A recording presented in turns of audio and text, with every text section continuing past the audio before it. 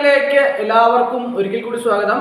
ഇന്നലെ നടന്ന assistant salesman പരീക്ഷയുടെ കട്ട് ഓഫ് എങ്ങനെ വരും, കട്ട് ഓഫ് മാർക്ക് എങ്ങനെ വരും, പരീക്ഷ എങ്ങനെ ഉണ്ടായിരുന്നു, മൊത്തം ഉദ്യോഗാർത്ഥികളുടെ അഭിപ്രായങ്ങളൊക്കെ എങ്ങനെ ഉണ്ടായിരുന്നു എന്നതിനെ കുറിച്ചൊക്കെ വിശദമായിട്ട് ഒരു ക്ലാസ് ചെയ്യാമോ എന്ന് ധാരാളം ഉദ്യോഗാർത്ഥികൾ ചോദിക്കുകയുണ്ടായി. അപ്പോൾ അതിനെ ആസ്പദമാക്കി ഒരു വിശദമായിട്ടുള്ള ക്ലാസ് ആണ് ഇന്ന് ഞാൻ നിങ്ങളിലേക്ക് എത്തിക്കാൻ പോകുന്നത്. അസിസ്റ്റന്റ് സെയിൽസ്മാൻ പരീക്ഷ ആദ്യഘട്ടത്തിനെ അപേക്ഷിച്ച് സ്റ്റേജ് 2 ലെവൽ 2 സ്റ്റേജ് 2 വളരെയധികം പ്രയാസമുള്ളതായിരുന്നില്ല എന്നുള്ളതാണ് പൊതുവെയുള്ള അഭിപ്രായം. ഉദ്യോഗാർത്ഥികളെ സംബന്ധിച്ചിടത്തോളം ഓരോ ഉദ്യോഗാർത്ഥികളും പല രീതിയിലാണ് അഭിപ്രായം പറഞ്ഞിരുന്നത്. കാരണം കണക്കിനെ സംബന്ധിച്ച് വിഷമമുള്ള ഉദ്യോഗാർത്ഥികളെ സംബന്ധിച്ചിടത്തോളം പരീക്ഷയിൽ കണക്ക് ചോദ്യങ്ങൾ എഴുതാനുള്ള സമയം കുറവായിരുന്നു എന്ന് പല ഉദ്യോഗാർത്ഥികളും അഭിപ്രായം പറഞ്ഞു. അതുപോലെ തന്നെ ജനറൽ ഇംഗ്ലീഷ്, മലയാളം ചോദ്യങ്ങളൊക്കെ തന്നെ അവസാനത്തിലേക്ക് മാറ്റിവെച്ചിട്ടുള്ള കുട്ടികളും ഉണ്ടായിരുന്നു. ആദ്യം GK എഴുതിയ കുട്ടികളുമുണ്ട്. അപ്പോൾ ഞാൻ ഉദ്യോഗാർത്ഥികളോട് പ്രത്യേകം പറയാറുള്ള ഒരു പ്രധാനപ്പെട്ട കാര്യം എന്താണെന്ന് ചോദിച്ചാൽ, ഓരോ ഉദ്യോഗാർത്ഥികളും അവരവരുടെ പഠന നിലവാരത്തെക്കുറിച്ച് അവരവർക്ക് മാത്രമേ വ്യക്തമായുള്ള ധാരണ ഉണ്ടാവുകയുള്ളൂ. ഓരോരുത്തർക്കും ചില വിഷയങ്ങളെ സംബന്ധിച്ച് ചിലർക്ക് കണക്ക് പ്രയാസമാണെങ്കിൽ ചിലർക്ക് ഇംഗ്ലീഷ് പ്രയാസമായിരിക്കും, ചിലർക്ക് മലയാളം പ്രയാസമായിരിക്കും. ഓരോരുത്തർക്കും അവരവരുടെ പഠന നിലവാരം എങ്ങനെയാണ്, ഓരോരുത്തർക്കും ഏത് വിഷയമാണ് പ്രയാസം എന്നതിനെ കുറിച്ച് അവരവർക്ക് മാത്രമേ അറിയാൻ സാധിക്കുള്ളൂ. അതുകൊണ്ട് തന്നെ പരീക്ഷാ ഹാളിൽ കയറുന്ന സമയത്ത് നമുക്ക് എളുപ്പമുള്ള വിഷയം ഏതാണോ ആ വിഷയം ആദ്യം അറ്റൻഡ് ചെയ്യാൻ വേണ്ടിയിട്ട് പ്രത്യേകമായിട്ട് ഉദ്യോഗാർത്ഥികളെല്ലാം തന്നെ ശ്രദ്ധിക്കേണ്ടതാണ്. അങ്ങനെ വരുമ്പോൾ കൂടുതൽ മാർക്ക് സ്കോർ ചെയ്യാൻ സാധിക്കും. പ്രയാസമുള്ള വിഷയങ്ങളാണ് ആദ്യം കൈകാര്യം ചെയ്യുന്നതെങ്കിൽ പിന്നീട് നമുക്ക് അവസാനം സമയം കിട്ടാത്ത ഒരു സാഹചര്യം ഉണ്ടാവും. അതുതന്നെയാണ് ചില കുട്ടികൾക്ക് പറ്റിയിട്ടുള്ളത്. കണക്ക് പ്രയാസമുള്ളതായതുകൊണ്ട് തന്നെ ആദ്യം കണക്ക് ചെയ്യാമെന്ന് പല ഉദ്യോഗാർത്ഥികളും വിചാരിച്ചു. അതുകൊണ്ട് തന്നെ അവസാനം സമയം കിട്ടാതെ വരുന്ന ഒരു സാഹചര്യം ഉണ്ടായി. അങ്ങനെ ഒരിക്കലും ഉണ്ടാവാതിരിക്കുന്നതിന് വേണ്ടിയിട്ട് ഓരോ ഉദ്യോഗാർത്ഥികളും പ്രത്യേകം ശ്രദ്ധിക്കേണ്ടതാണ്. പരീക്ഷ പൊതുവെ ഒന്നാം ഘട്ടത്തെ അപേക്ഷിച്ച് രണ്ടാം ഘട്ടം പ്രയാസമുള്ളതായിരുന്നില്ല എന്ന് പല ഉദ്യോഗാർത്ഥികളും അഭിപ്രായം പറഞ്ഞു. അപ്പോൾ ഏതൊക്കെ ജില്ലയിലാണ് പരീക്ഷ നടന്നത്? കൊല്ലം, ആലപ്പുഴ, ഇടുക്കി, എറണാകുളം, പാലക്കാട്, വയനാട്, കണ്ണൂർ, കാസർഗോഡ്. ഓരോ ജില്ലയിലും കട്ട് ഓഫ് മാർക്ക് വ്യത്യസ്തമായിരിക്കും.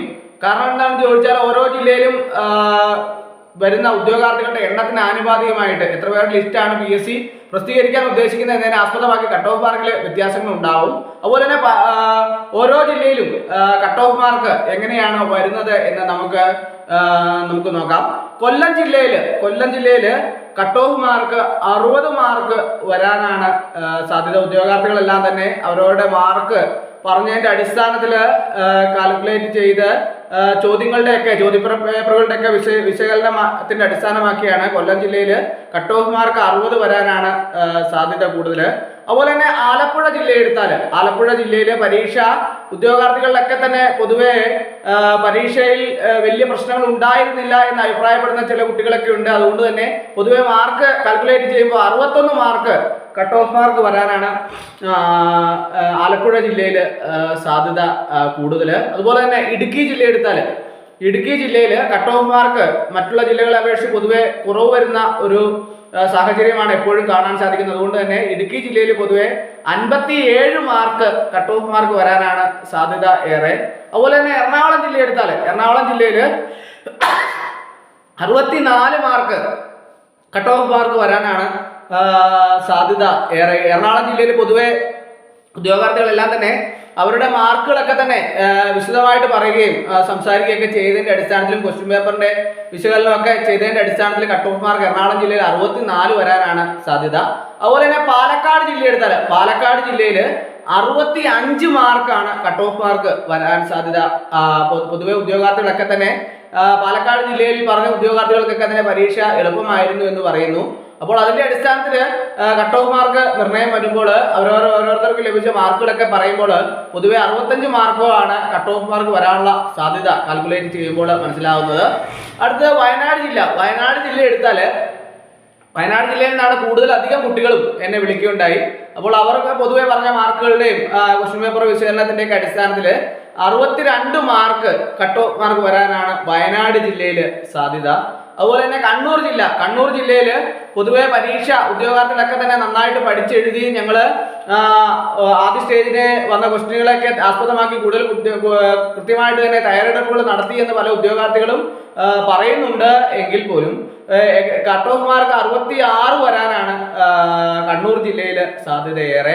അതുപോലെ തന്നെ കാസർഗോഡ് ജില്ലയിലും ഇതുപോലെ തന്നെയാണ്. ഉദ്യോഗാർത്ഥികളൊക്കെ തന്നെ വളരെ തയ്യാറെടുപ്പുകളോട് തന്നെയാണ് പരീക്ഷയെ ഫേസ് ചെയ്തെന്ന് പറയുന്നുണ്ടെങ്കിലും അവിടെ കാസർഗോഡ് ജില്ലയിൽ 60 മാർക്കാണ് കട്ട് ഓഫ് മാർക്ക് വരാനുള്ള സാധ്യത. എങ്ങനെയാണ് ഓരോ ജില്ലയിലും അസിസ്റ്റന്റ് സെയിൽസ്മാന്റെ കട്ട് ഓഫ് മാർക്കിനെ സംബന്ധിച്ച് വിശദമായ ഒരു അവലോകനം മനസ്സിലാക്കാൻ സാധിക്കുന്നു. ഉദ്യോഗാർത്ഥികളെല്ലാം തന്നെ അവരവർക്ക് ലഭിച്ച മാർക്കിന്റെ അടിസ്ഥാനത്തിലാണ് കട്ട് ഓഫ് മാർക്ക് നിർണ്ണയിക്കുന്നത്. അതുപോലെ തന്നെ ക്വസ്റ്റ്യൻ പേപ്പർ എല്ലാം വിശകലനം ചെയ്തതിന് ശേഷമാണ് നമ്മൾ കട്ട് ഓഫ് മാർക്ക് നിശ്ചയിക്കുന്നത്.